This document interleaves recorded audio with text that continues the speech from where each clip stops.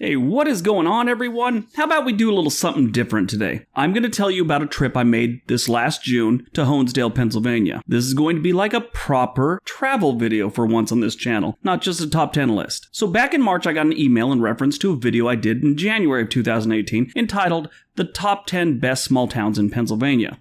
Now, I've told this whole story on another video. In case you didn't see that video, I'll tell it again. The email in March was from a resident of Honesdale, Pennsylvania, and he went on to say he loved my video. Side note, if you ever want me to read your email, start it off like that. In the email, he said that he felt that I had missed one, his hometown of Honesdale, Pennsylvania. He said if I was ever in the area, he had a room for me at the Hotel Wayne, a historic hotel that dates back to the 1820s. I love me some history, so I found myself in Philadelphia last June, thought about it, I grabbed a rent-a-car and headed out. One thing, if you've never driven through Pennsylvania, it's a very scenic drive, especially you get away from like Philly and Pittsburgh and all that. It is green, they got lakes and rivers everywhere. Great roads. I didn't hit one pothole. I got to Honesdale. One of the first things you see is the Hotel Wayne. It looks like a movie set from the outside. The architecture is like something from a History Channel movie. I sat in my car for a minute and just looked at the building. I imagine back in the day it was the type of place that would have been taken over and housed soldiers during the Civil War. If you ever watch those movies,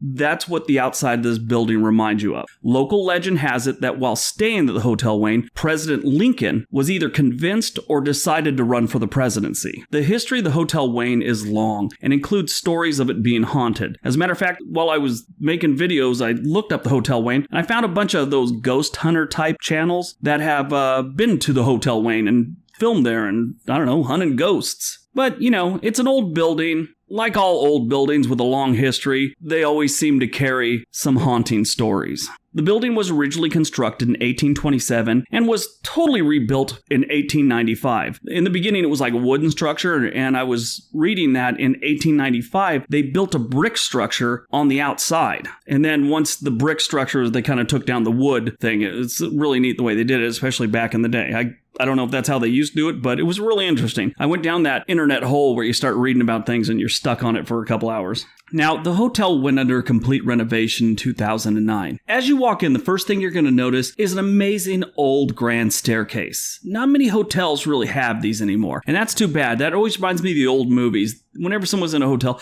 there was always that grand staircase. Kind of too bad. Those were neat. As you look up those stairs, you'll be greeted by a painting of the town's namesake, Mr. Philip Hone. Mr. Hone was the mayor of New York City for 1 year, and he also knew all the cool people of his day, including Washington Irving, U.S. Presidents John Quincy Adams, and Martin Van Buren. See what I said? History. Past the staircase, on the first floor, you'll see a lounge, spacious dining room. It has that original brick wall exposed. It really looks nice. Alright, so let me tell you about the food. It made me forget about history for a while. The first night I had a steak, and right then I knew this wasn't a cook. It was a chef. Being raised by one, I know how they make things taste amazing. Found out that they were CIA-trained chefs, and that's the Culinary Institute of America. Salmon was night 2.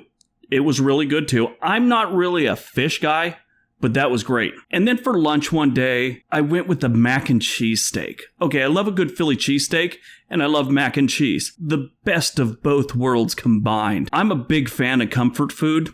Let's just say this made me very, very comfortable. It was amazing. I've actually, since I've been home, I've made attempts to make it like 3 different times. Varied success, but nothing like Hotel Wayne. Now, as far as the rooms go, before I tell you about those, I took a bunch of video of it, and I'm going to show you that right now, a little tour of it. All right, so I'm here. This is the Hotel Wayne, Honesdale, Pennsylvania. This is the place that's putting me up. It's a really nice older hotel. It was 1820s, I believe, it was built. I'll correct that right here if I'm wrong. But this is a really neat hotel. If you've watched this channel long enough, you know I like historical stuff. This place has a lot of history. This place is amazing. I love this hotel. The street is right down below us. They do have a Harley dealership here in Honesdale. At least I think I saw one on the way in. A lot of Harleys around here.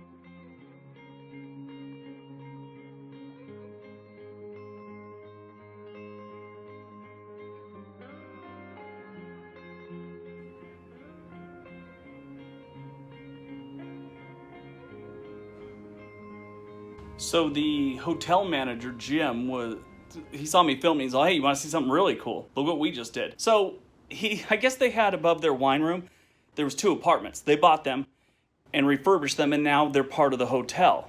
And I thought, okay, so you made some hotel rooms. Look at these things. These are pretty cool. Okay, so this one's nice. Now keep in mind, from what I understand, these were just kind of old, run-down apartments. Look what they've done in here. It smells like a new car in here, kind of thing. There's the fire extinguisher, safety first, always. Look at this bedroom, purple. It's got bunk beds. I always like these. I thought this was a new thing. It's been around forever, but when I was a kid, bunk beds didn't do this. Single, I guess twin down below. Okay, so this one isn't my room, but someone's cleaning it, and I asked if I could film in here, and they said, yeah, go ahead. This is one of their suites. It's really nice. Again, I love older hotels. I love older cities. I love places with history. This is really cool. This one's got 2 bedrooms. Let's take a look. So this is the suite type bedroom. This must be, I think, the master bedroom.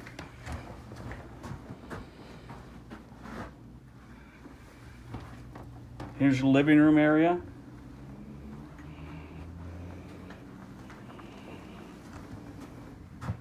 This must be the 2nd bedroom. I guess this is the master bedroom too, because it's roughly the same size. I don't know, maybe they don't have a master bedroom. Anyway, bathroom. Not ever been a big fan of bathrooms, so we won't film that. I mean, they do serve a purpose, but I just don't know. Fire extinguisher, safety first, people. And a little kitchenette. Now, next to the Hotel Wayne, you have the wine room. During my stay, I went about 3 or 4 times just to kind of get a feel for the place, take a look around. A couple of the times I went, there was a few couples just having a quiet glass of wine or 4, and on Saturday night, they had like a wedding rehearsal party, and the place was packed. I had to sit outside, there was no sitting inside. Between the wine room and the hotel bar in the Wayne Hotel, I don't think this town will ever run out of wine. And then that brings us to the Wayne Hotel Bar. It's great.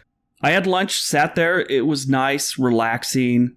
The hotel manager, Jim, suggested I try a Samuel Smith chocolate stout. I did, and now I spend too much time trying to track some down here in Oregon. It's that good. It's a really good stout. I haven't found a place that serves it here.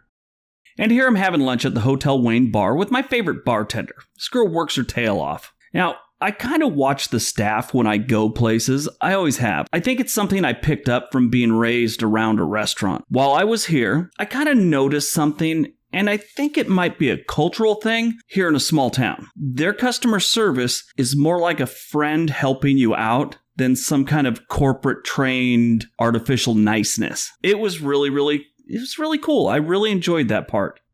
Now, just outside the main dining room is a private room, like a private dining room or meeting room type thing. It's called the Philip Hone Room. A couple of cool things about this room. The first thing is, it used to be part of the livery or stable. Out back, you had a stable, and you would ride into this little covered area, get off your horse, give it to an attendant, and go about your day. Kind of like a valet at a Vegas hotel. Here it is right here, this little empty space here.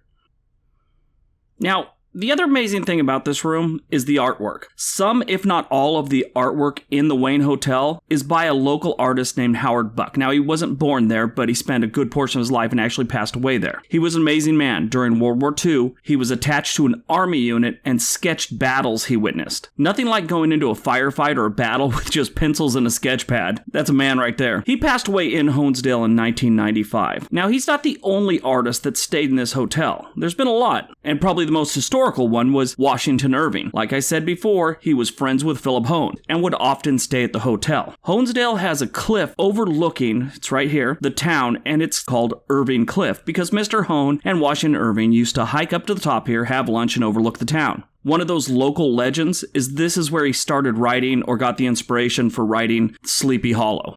Like I said, the historic Wayne Hotel. I am leaving Pennsylvania. Well, actually, I'm leaving Honesdale right now. I'm kind of sad I'm leaving. I think I'll be back soon, though. I think I will. The Wayne Hotel. Oh my God, I had the best steak. The best steak. Oh my God, it was so good. The chef, this guy knows how to cook. Cooks his ass off. Oh my God, that was great. Great steak. Then, if you're ever in Honesdale and you go to the Wayne Hotel, make sure you eat the, Oh my God, it was the mac and cheese. It was like the cheesesteak mac and cheese. You know, Philly's known for the cheesesteak sandwich or the cheesesteak. They don't add the word sandwich for some reason. Mac and cheese. I had that last night. It was so good. I'm gonna miss that too. It's pretty sad when you're leaving a place and you're gonna miss a mac and cheese thing. It's weird. Anyway, off to West Virginia.